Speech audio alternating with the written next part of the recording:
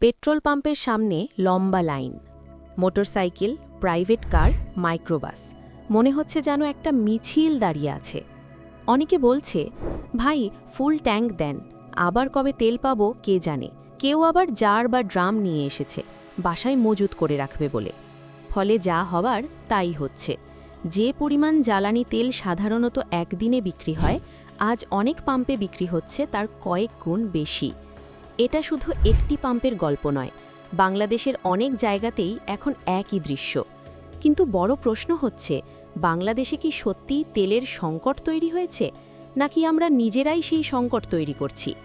বিশেষজ্ঞরা বলছেন, এই আচরণের একটা নাম আছে।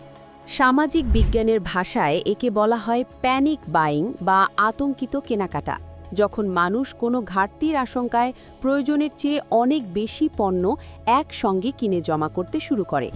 2020 সালের করোনা মহামারীতে আমরা যেমন হ্যান্ড স্যানিটাইজার বা মাস্ক নিয়ে কাড়াকাড়ি দেখেছিলাম, জ্বালানি তেলের ক্ষেত্রেও এখন ঠিক একই মনস্তত্ত্ব কাজ করছে। একে বলা হয় সেলফ ফুলফিলিং শর্টেজ। এর মানে হলো, সংকট হবে ভেবে যখন সবারই একসাথে ঝাঁপিয়ে পড়ে তেল কিনতে শুরু করে, তখন পাম্পগুলো দ্রুত খালি হয়ে যায়। যার ফলে যে সংকট হয়তো ছিলই না, মানুষের আতঙ্কের কারণেই তা বাস্তবে রূপ নেয়।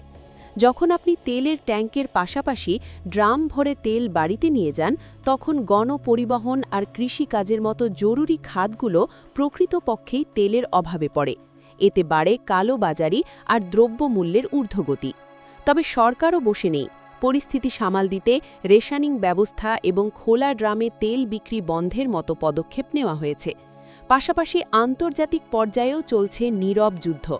ভারত থেকে পাইপলাইনে ডিজেল আনা, যুক্তরাষ্ট্রের সহায়তা কিংবা সৌদি আরব ও কাতারের মতো পুরনো অংশীদারদের সাথে সরবরাহ নিশ্চিত করতে রাত জেগে চলছে কূটনৈতিক বৈঠক।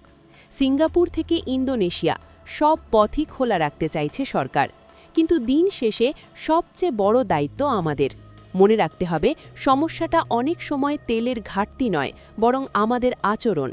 সবাই যদি সংযমী হয়, তবে সীমিত মজুতও অনেক দিন চলে। কিন্তু সবাই যদি ভয় পেয়ে মজুত শুরু করে, তবে কোনো মজুতই যথেষ্ট হবে না। তাই প্রশ্নটা আমাদের সবার জন্য, আমরা কি সত্যিই সংকটের মুখোমুখি, নাকি আমরা নিজেরাই সেই সংকট তৈরি করছি? জ্বালানি তেলের এই অস্থিরতা নিয়ে আপনার মতামত কি? কমেন্টে আমাদের জানান। জনগুরুত্বপূর্ণ এমন আরও তথ্য পেতে সাবস্ক্রাইব করুন।